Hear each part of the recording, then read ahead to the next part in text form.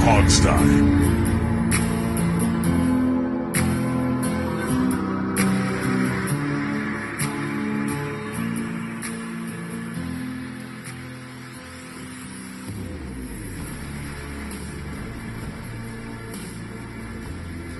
Hey everybody, and welcome to the Hogstye. We are doing this a day late, which means when you're listening to it, you're about 24 hours before Washington gets into the playoffs.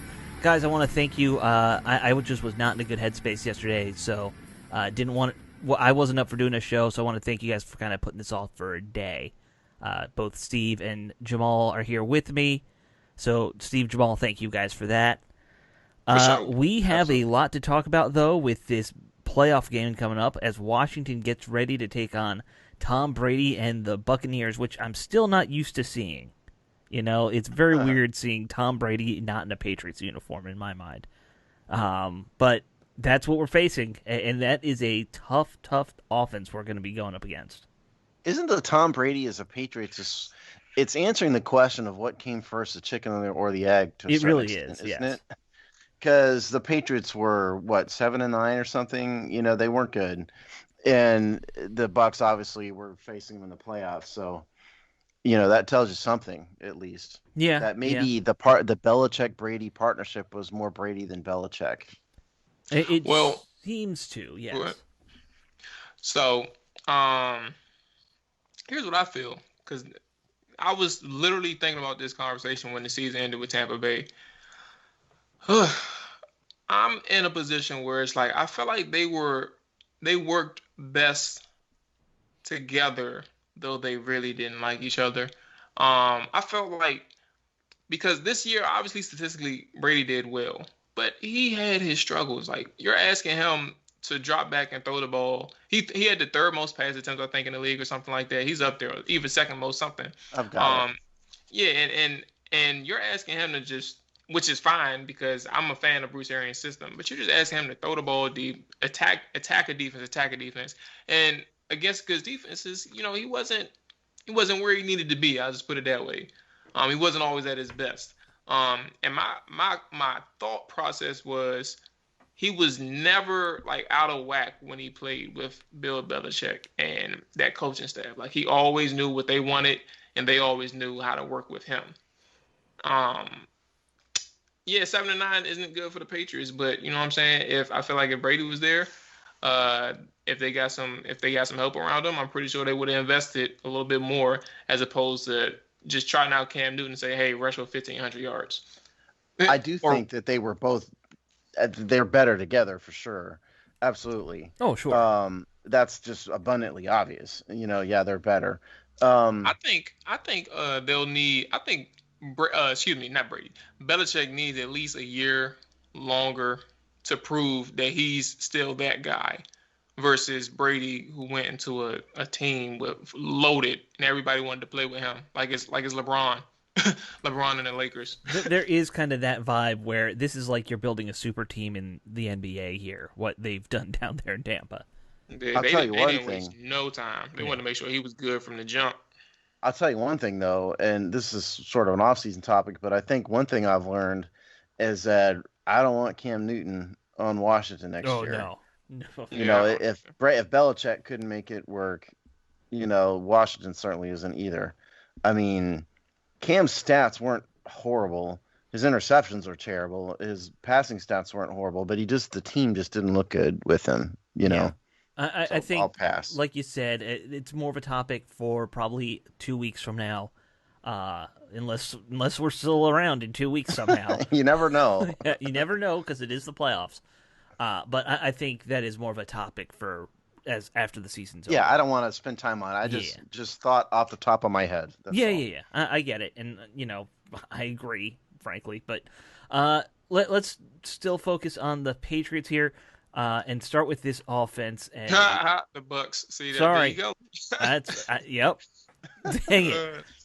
Let's talk about the Bucs offense because, like we've been saying, and like you said, Jamal, they just kind of loaded up around Tom Brady like he's LeBron James. You look at that; they are deeper at all these skill positions than any team I can think of. Teams will be deep at maybe running back, or they're deep at wide receiver, but this team is deep at running back, wide receiver, and tight end right now. I kind of think, I guess I'll start with running back. I like Ronald Jones, so don't get me wrong here, but I think he's a bit of a mirage. I watched his film, some of his film, and I don't think he always sees holes well. Mm-hmm. Sometimes he does, sometimes he doesn't. But more importantly, his season stats, this is what I think is the mirage part. On the season, he averaged 5.1 yards per attempt, which sounds great, and he's an inside runner and everything. But I looked at what he did. He had a 98-yard run, a 37-yard run, and a 25-yard run at various times in the season. You take away those three, which obviously you can't because he did it. But what I'm saying is, if you take away those three long runs, his yards per attempt on average is more like low fours. Right. Okay? And so, absent the big play, which has been Washington's Achilles heel all year, I think what Ronald Jones really is kind of an average to slightly above average runner who has a propensity towards a rare big play, and that has made his rushing numbers look better. As a team, I almost said Patriots too. The Bucks' rushing game is terrible as a team, stats wise. This is a passing offense, Sure. for obvious reasons. I mean, Brady. To answer Jamal's question, Brady had 610 attempts. That's second in the NFL. 4,600 plus yards passing, 40 touchdowns, 12 interceptions, 102 quarterback rating. So he put up the numbers. And he's got Mike Evans, who's hurt, and then he's got Crazy Pills, Antonio Brown, who is unfortunately rounding into form and had a tremendous game last week. Right. So that's a series that the challenge isn't the run game. The challenge is Brady and his lightning quick release and unparalleled vision and two elite receivers. What do you do? That's the challenge. It's interesting that 610 attempts is what he had, and that's second. And we have something that I wrote that's coming out next week. But the total number for Washington's passing amongst because we played 4 quarterbacks, so we were at 601. So if you think about that, that's not that different in terms of that pass run. Well, I don't know how many runs they had in Tampa. Well, fortunately, I do because Yes. I'm just enough of a stats nerd that I have all this stuff. So they only ran 369 rushing attempts on the year, which is 29th. Okay, so This is a Brady offense. Yes. Here's the thing: if you watch the 2020 God dang it, thanks, Alex. We're all gonna do it now. I'm sorry. The 2020 Bucks, it looks like the Patriots in terms of their play calling, their play style. Right. It looks like the Patriots, which isn't surprising because that's what Tom Brady does. It's not exactly the same, but they play in a similar fashion, which means it's sort of the Tom Brady show. Right. We're not seeing really anything different, only frankly better talent. Well, I mean, you were talking about some of those passing attack weapons that he has. No one really has, mind-blowing numbers in terms of the receivers. I think Mike Evans has 1,000 or over 1,000. That's about it. Yeah, Evans has 1,006. Yeah.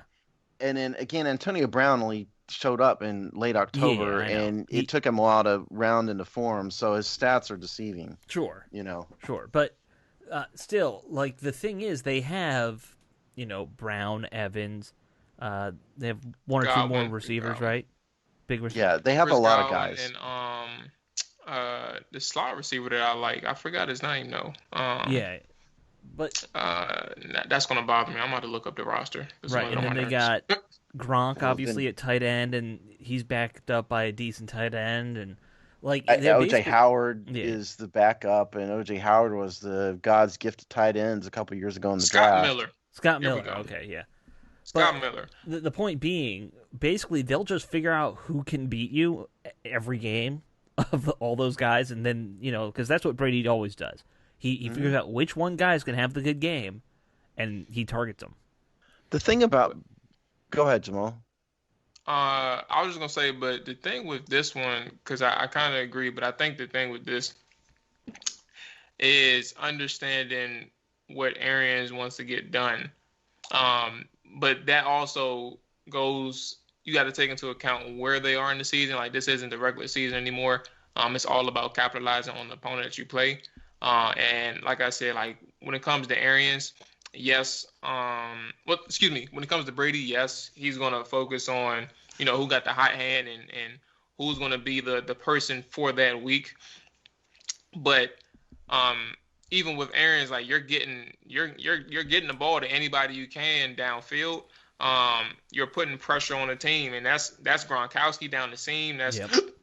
that's excuse me. That's Gronkowski down the seam. That's Mike Evans on any fades, any comebacks.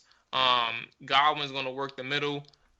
Same with Gronk, and then Antonio is like their X factor who could do anything. So I say that to say, wow, and I think we're going to get into it a little bit deeper, but I think the thing that Tampa's going to come out with, for my opinion, is really trying to establish a ground game because they don't need to force any. Like obviously, the strength of their offense is the passing game, but they don't need to force anything in terms of in terms of passes or anything. Like if you can get Ronald Jones going and uh, uh, uh, the running back Fournette. Yeah, if you get either one of them going against a defense who struggles to prevent big plays on the ground, then you're in good shape in terms of managing the game. You pass the ball 1,000 times a game, and you're simply keeping the Washington football team in the game, and that's not what they want to do. They're going to try and play for the win. They're not going to try and blow you out by 50. They're going to play for the win. Here's how to beat Tom Brady. This has been the book on Tom Brady for years, and this is why it's so hard. If you're going to beat Brady, you've got to put pressure on him directly with the front four without a ton of blitzing. And then your secondary your zone coverage in particular has to be good enough that they don't make mistakes because he's got a lightning quick release. He sees the field better than basically anybody. And if you can't pressure him with just the front four, it's basically not going to work. Now, Washington, of course, obviously has got a bunch of first-round draft picks in their front four. But the Bucs have been great in protecting him. He's only been sacked 22 times all year. That's pretty impressive. Which is less than half of what the Washington quarterbacks collectively have been sacked. So it's a very tall order. Make no mistake. However, as a result, think about what we have here. Kendall Fuller, Ronald Darby have been good all year. The pass rushers have gotten a ton of national attention.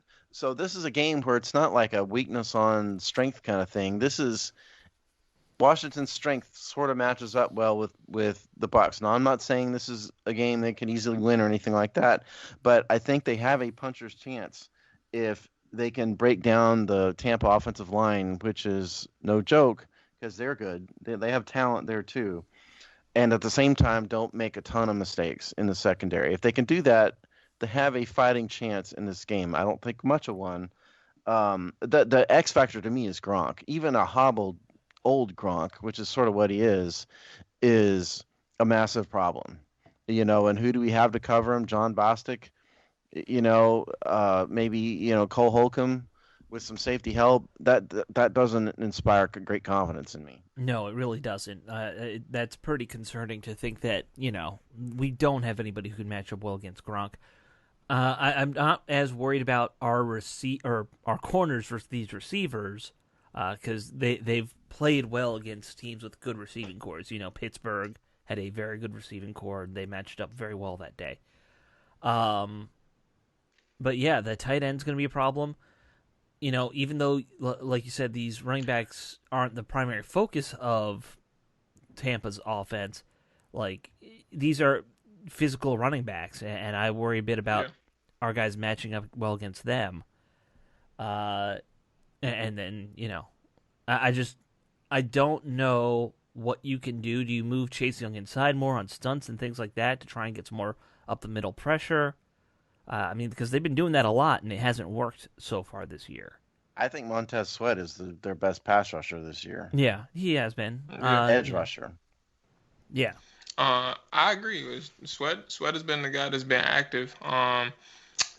And I guess that kind of actually it's kind of interesting to talk about. Given that we are sort of media, we have the right to talk about it. We're not sort of media, Jamal. Don't slam us. We You are media, know, by God.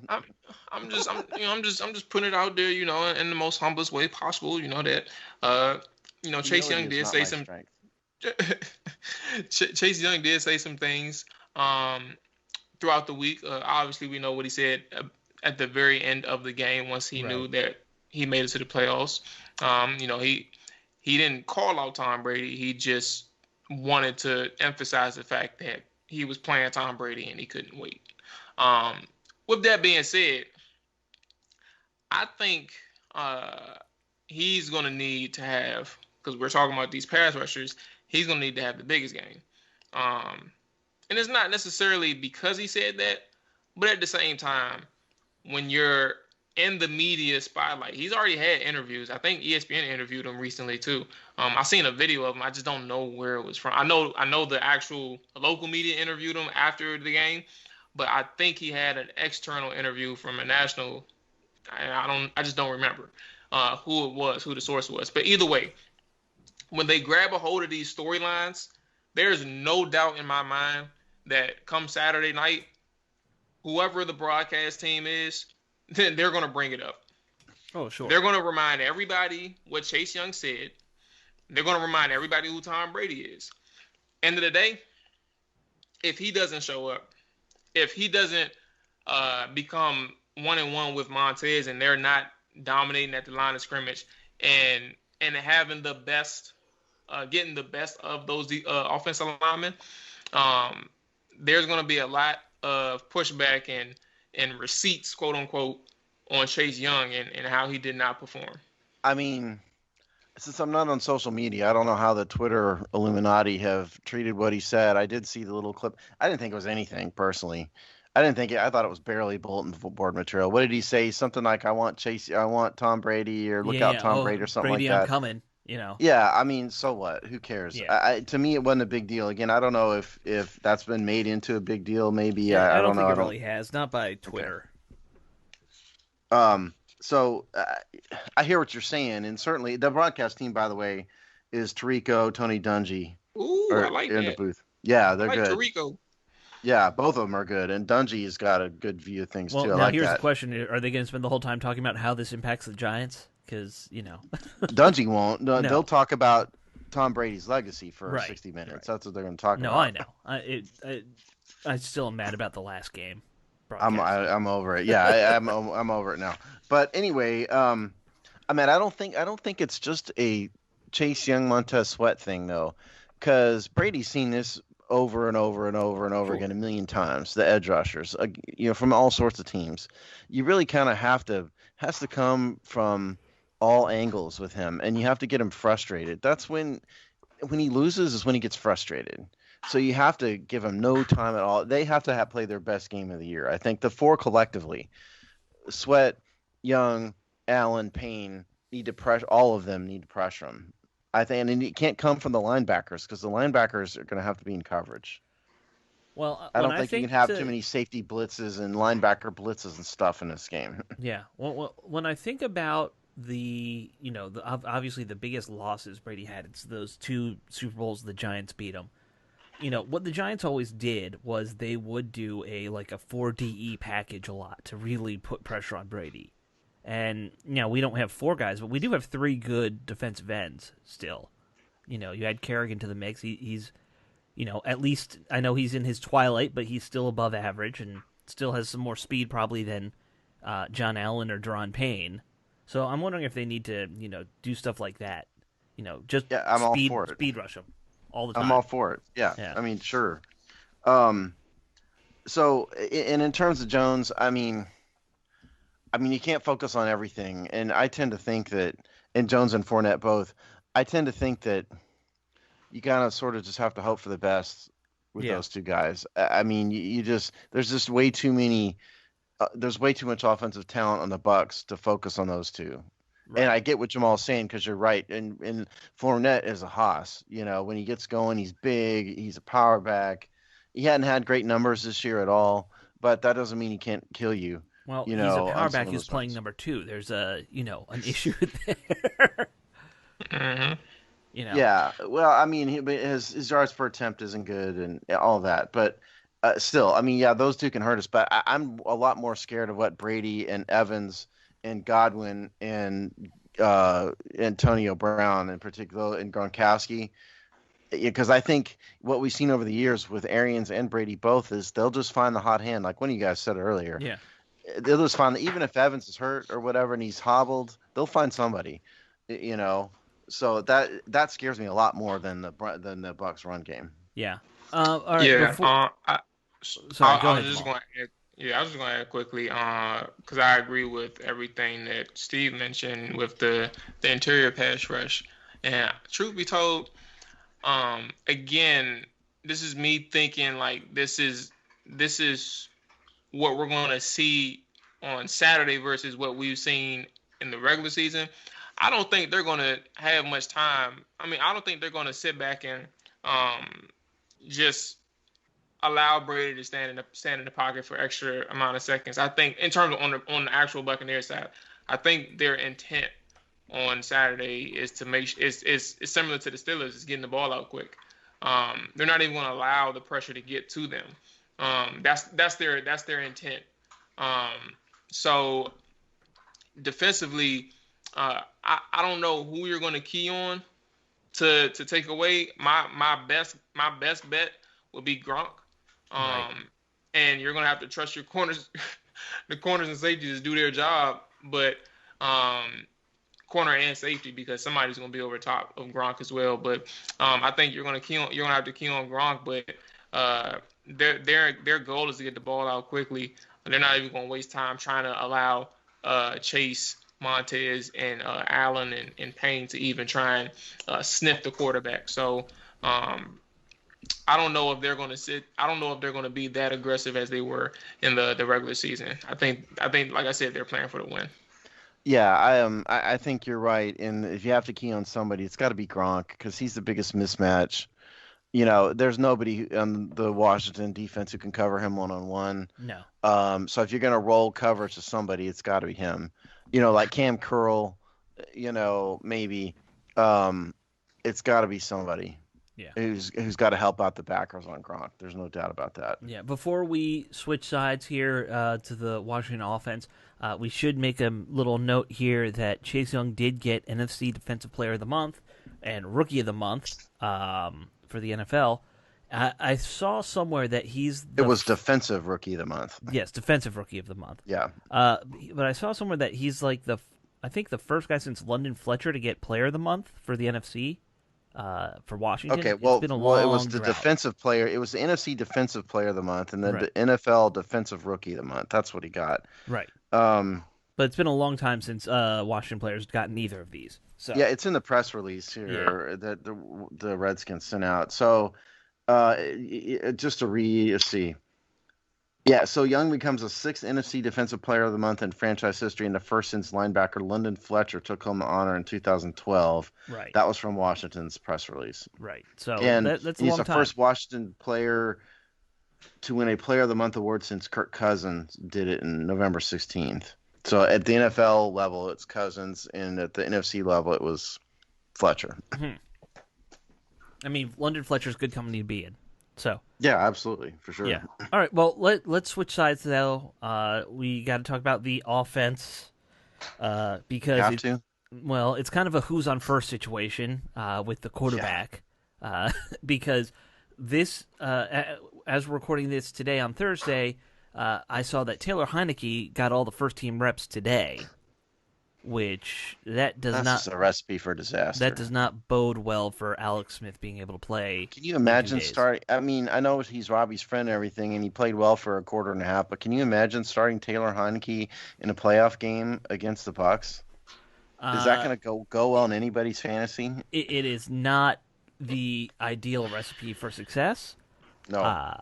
That being said, Alex Smith, as bad as he's looked with his leg injury that he had in the last game, I also don't see a high chance of success with that.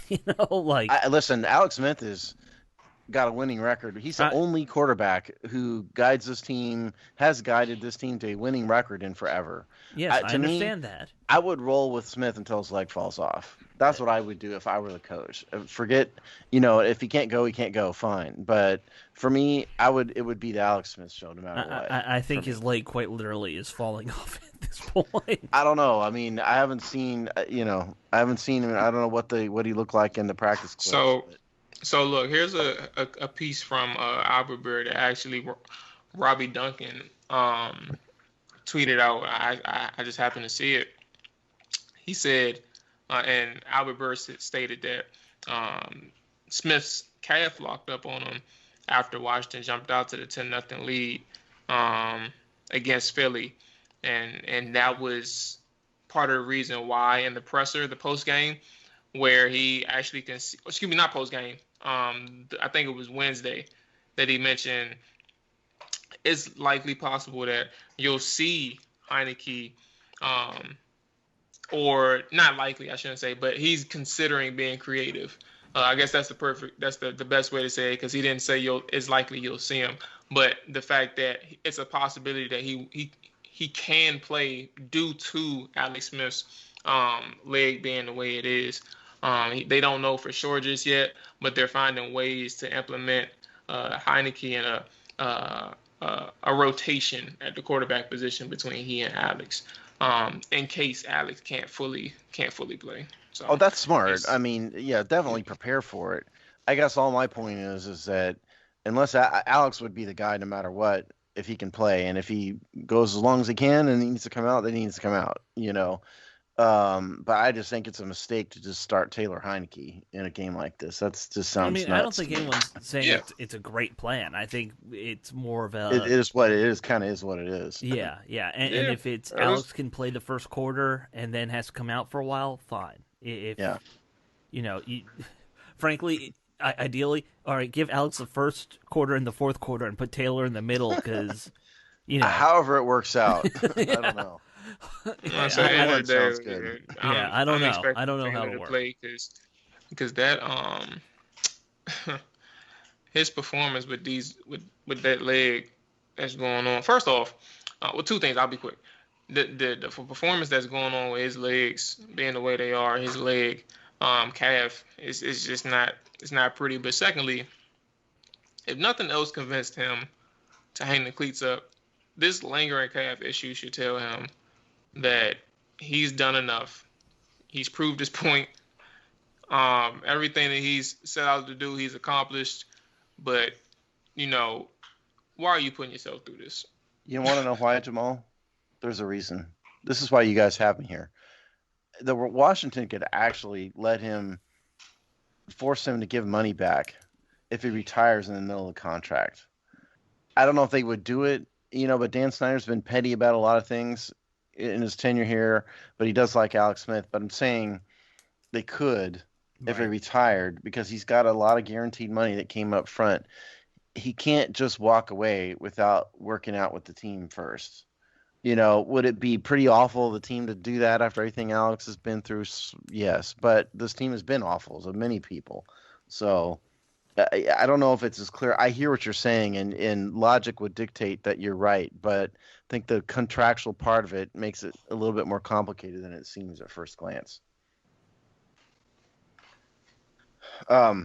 So now let's talk about Washington's run game, because what I'd like to point out here is that Tampa happens to have the number one run defense in the league by almost every measure you could name.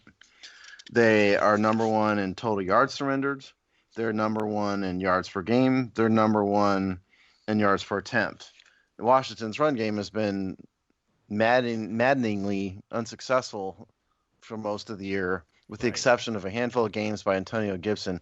I don't think Washington can count on a significant contribution from the run game this year for that reason. So I think whether it be Taylor Heineke or Alex Smith or even Stephen Montez, I think this is going to be a dink and dunk down the field game because that's all they have, especially with Terry McLaurin. Who knows what his health is? Has there been any Twitter No, I haven't seen anything updates on about McLaurin? that about him. Okay, No. because he's still on the injury report. He was limited as of Thursday.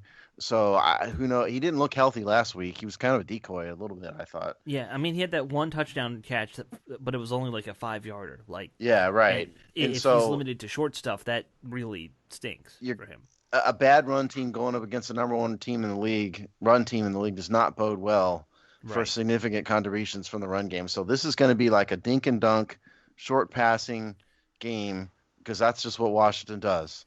Yeah. So that's if they're going to win and score points, that's what it is. Yeah, when I watched some of Tampa's games, obviously they're ridiculously stout in the middle. I think who's the linebacker? White he has like 9 sacks, so like they like that middle pressure on defense. So if you're going to go after them, you got to kind of and you need to use Gibson and McKissick because those are our best weapons right now. Yeah. You got to get them in the flats and get them in passes out there so that they can get some yards after catch. That I think is where you'll find your openings. Now Tampa, I'm sure, knows that too, and will probably try and counter that. But I just think that's your first best shot here because they're just really good down the center of the field. Yes. Yeah, I totally agree. Yes, there's not much more to say, about it. And that's what they are. They're really stout up the middle. They're great against the run. They have got a lot of people that have gotten a lot of sacks. This team has got more sacks than Washington. In case anybody has curious, they have 48 sacks on the year. Somehow JPP and his three I feel fingers like that's just like a sack or two more than us, right? Yeah, it is. It is. It's I think one sack more than us. We're either at 46 or 47. I think 46. I think it's 46. But yeah, no, 47. So they're one ahead of us. But they've got JPP 9.5 sacks, Shaquille Barrett 8 sacks, and Ndamukong Suh up the middle 6 sacks. Devin White, who's the guy you're talking about earlier, Alex, 9 to the sacks. They've got a whole bunch of guys that have gotten a whole bunch of sacks. Right. It seems like JPP's been in the league for 20 years at this point. I don't know how he's still out there doing it, but he is. Well, same with Sue. I mean, they're both up there. Both of them, yeah. And I mean, and let's be honest. I mean, Washington's offensive line has not been that good this year. Okay, it's not been a complete, hazardous material situation that it could have been, but Washington's given up a ton of sacks themselves. Okay, they're second worst in the league in sacks surrendered, 50 sacks. They've given up a ton of them. Some of those were on the quarterbacks, all of that, but serious pass rushing team, not a great offensive line team, right? No running game. This is a J.D. McKissick. If there ever was a game built for J.D. McKissick, it's this one. Yeah, I think that's definitely the case. Yeah, I think it's kind of crazy to see because I've watched the Bucks a few times this year. I haven't watched them thoroughly, but I mean, given the fact that they've had a few national spotlights and then the primetime games itself, I was able to see that this defense, though we don't have the horses, they are just as susceptible to big plays as ours is in the run game. Theirs are in the pass game. I don't know how to what level we'll be able to execute offensively. First at the quarterback position to even get these passes off, but you do have the opportunity to exploit their pass game. The shoot, what is that man's name? The cornerback that I'm thinking of, who's had a terrible stint. Carlton Davis, I think it is. Carlton Davis has struggled recently. I don't know if it's all season, but he struggled recently, like the second half of the year. That's kind of hurt him. And it was at one point where I thought his confidence was gone. Like he may have had to get cut. I can't even remember that game, but all these things off the top of my head. But I do know that they're struggling. They're struggling against defending the pass, and I don't know to what, like you said, J.D. McKissick is going to have an important game on Saturday. But when you look at being able to make plays down the field, I feel like there's going to have to be those 3 to 4 attempts downfield that has to connect. To be honest with you, it has to connect. They're not going to be able to live just dinking and dunking against them, because eventually Todd Bowles' defense, first off, is going to be able to get home to you, but secondly, they're just as good as first off stopping you, but at the same time creating turnovers and things like that. So you're gonna have to make sure you execute, but take your shots when you need to. But also, you know what I'm saying, it's not, you're not going to be able to keep up with this offense of Tampa Bay's if you're not being aggressive on your own. And you have the opportunity with that secondary to make big plays down the field. And I think, by the way, you were talking about either the Rams or the Chiefs game in week 7. As soon as you said it, the Chiefs. He had a terrible game. Yeah, they got lit up. Terrible game. They got over 450 yards passing that game. Well, we are not the Chiefs, and we're not the Rams. We're not even the Rams. Look, so if you look at what happened to the the Bucks this season, the Bucks. So the Saints had their number, okay, twice, and the Week 9 game was an embarrassment. It was one of the worst games of Brady's career.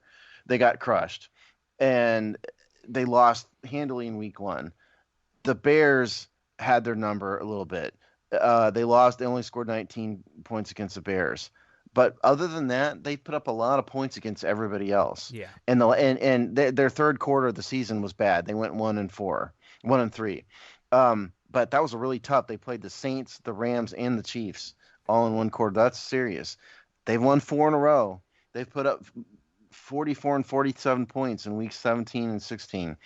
You know, these are against mediocre to bad teams, the Vikings, the Falcons twice, and the Lions, which, to be quite honest, that's kind of where Washington falls in the NFL hierarchy, is in there somewhere. Yeah. So I think you're looking at a game in which, yes, Washington's held they're number 2 in the NFL in points this season, but Washington didn't face a bunch of really high scoring teams either.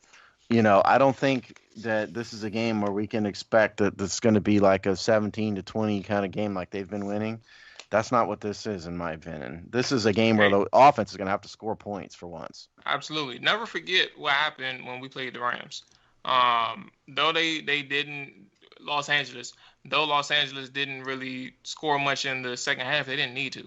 They still put up 30 points. And that's the problem that you have heading into the Tampa Bay game, is you're going against an offense who's just as explosive as Los Angeles.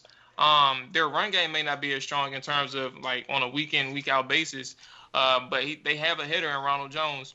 And that pass game, like you got 4, not just at receiver, but you have 4 total pass catchers that are dominant, I guess, in their respective class. So I feel like this is a type of game where you're going to need, first off, to score offensively and be able to move the ball, but also you are not going to win if you do not force any turnovers, because your defense is going to have to help you out just as bad, because your offense, I know for a fact, this offense ain't going to be able to do it by itself. No. It's not going to be able to do it. They haven't been able to do it, frankly, by themselves, all No, they season. Haven't. Yeah. So unfortunately, turnover-wise, the Bucks have been really good. They're +8.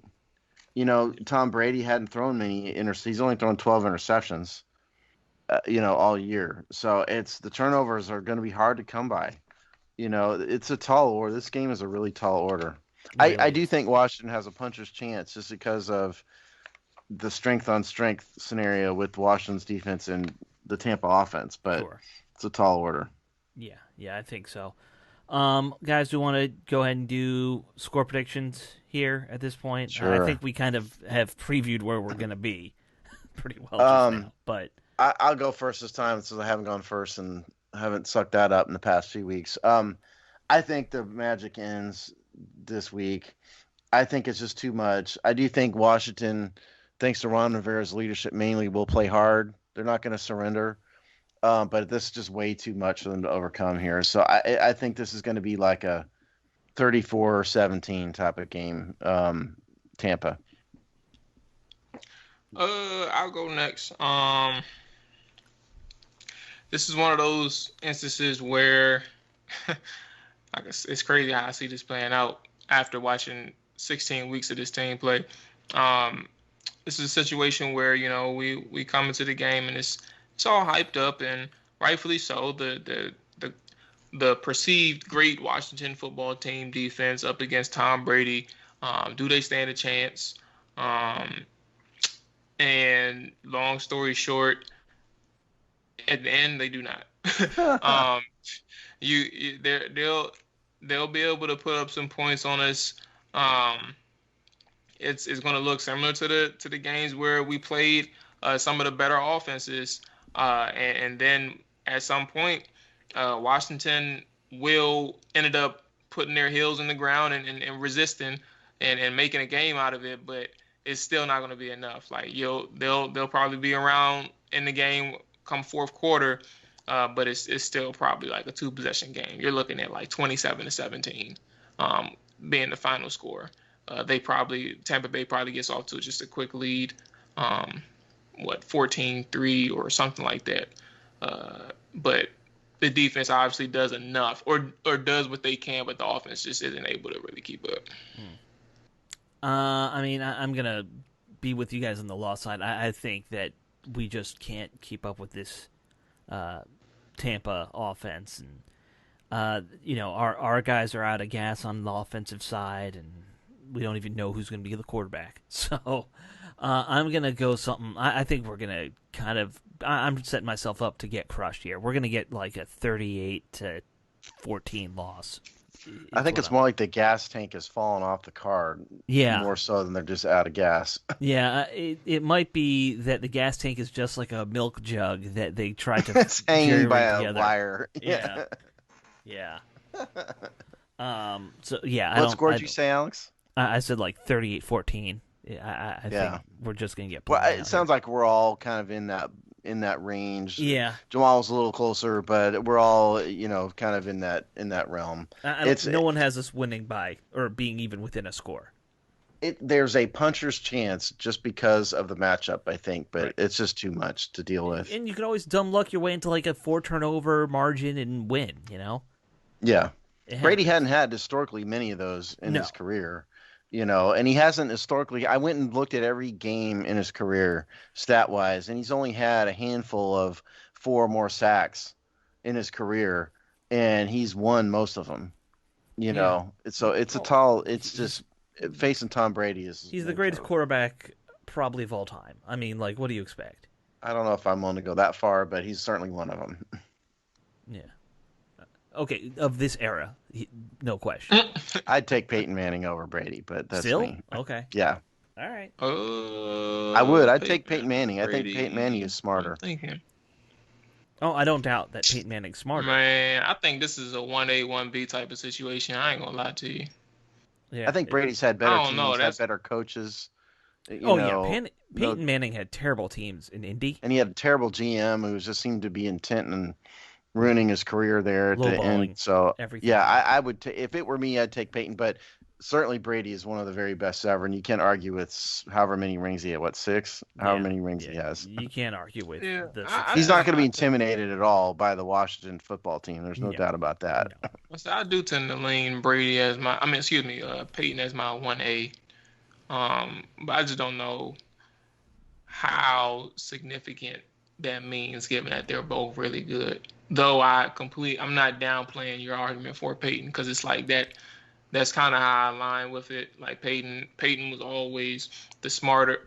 I can't even say smarter. That's just like disrespectful to Brady. But he was always smart. More. I know what you meant. He always came across as the more cerebral. Like that's how he had to play the game, because a lot of things he had just weren't necessarily there lacking. Weren't necessarily there in terms of physically. So it's kind of a Mercedes versus BMW type of argument. They're both really good. It's crazy, but it's a good conversation. It's like one of the things that you actually, those are the conversations you have on Twitter that you can talk and think and have and lay your thoughts out with 1,000 words and stuff like that. So I don't know. It's a really good discussion. I guess it's not meant for tonight. No. I'm interested in that discussion. We're also kind of up on it for the show. Oh yeah. and maybe that I would could be encourage enough. everybody to get off of Twitter, by the way. Twitter's the spawn of Satan. And I'm so much happier not being on Twitter. Aside from us, you got to read the Hogsty, but beyond that, just skip all of it. That'd be my advice. Believe me, you'll be much happier not having to deal with Twitter. Social media in general, I think, has made us it's terrible. It's person. Ruined society. It's the worst thing. Yeah, it's ironic that was not its intent, but it's what's happened. All right, guys. Can't wait to talk to you on another Hogsty late night on Saturday. But I guess we'll see everybody then. Bye. They'll see y'all. I ain't about to be there. You're not going to be there, Joel? Nope, I ain't showing up. At least you're telling us now. We don't have to wait for you. Yeah, thanks. Oh, man. All right. All right.